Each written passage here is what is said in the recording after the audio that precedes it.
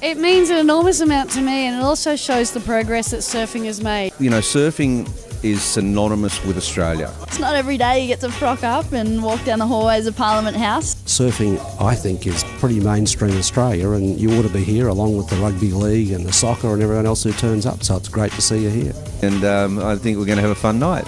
In true testament to the evolution of our sport, tonight Surfing Australia has been invited to Parliament House for the inaugural Surfing Legends Dinner.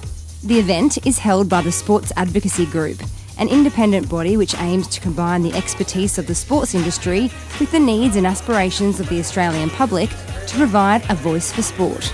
How did this whole event evolve? Well, because I want Australian sport to stay at the top, and it's been at the top for 25 years, and to keep it at the top you have to keep affecting the key opinion leaders, the policy makers, and getting them to actually deliver 21st century ideas so that sports can thrive. The federal government is such a big fan and supporter of surfing in Australia. Why do you think our sport is so important? Well, for a number of reasons. First of all, it's part of our culture and our self-identity. You know, you think of great surfers and you do think of Australia. And with such a high proportion of our population living on the beach, everyone's had a little bit of exposure to the sport one way or another. So it's a huge part of our popular culture. Honourable Wayne Swan. We don't need to use honourable. You don't need to? But you're still in a suit, so I feel like I need to. Yeah, well, I can hardly stand here in board shorts, could I?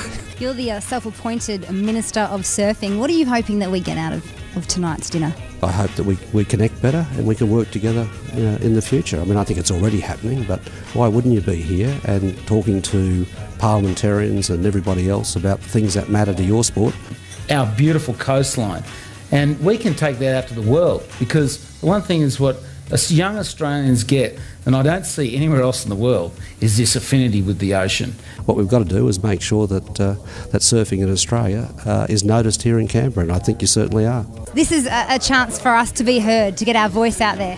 Yeah, absolutely. It's our time to shine. It's our time to tell our story, and I think there's no better way to tell your story than in person, but also, you know, really demonstrate and show where we're going and where we're headed with this sport. So it's a great moment for surfing Australia, but importantly for surfing as a sport. I got second to Tom in '84, and I'm just starting to deal with it now.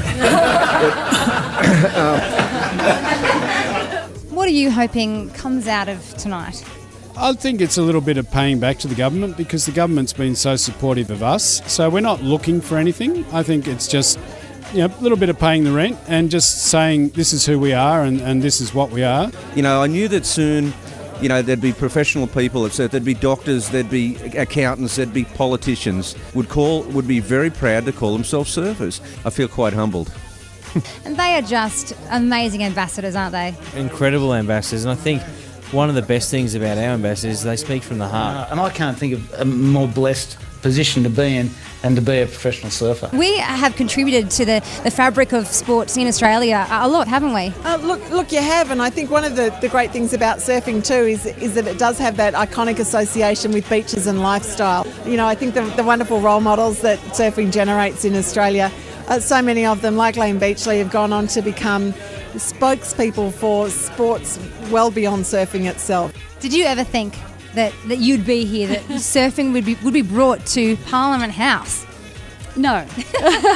It's really important that the government figures here tonight, who invest millions of dollars into our sport, especially through a Surfing Australia, recognise that we're taking ourselves very seriously as well. Do you have a bit of a man crush on Tom Carroll and Rabbit? Well, I haven't met Tom before, but I have met a number of the others. And I didn't realise just how wiry and small Tom was. I mean, it gives me even more respect for the fact he can take on those waves. It's pretty amazing. It's kind of unbelievable, really. And the fact that as we were walking in, we had that, you know, kind of serendipitous moment with Julia Gillard and Lane's they kind of bing.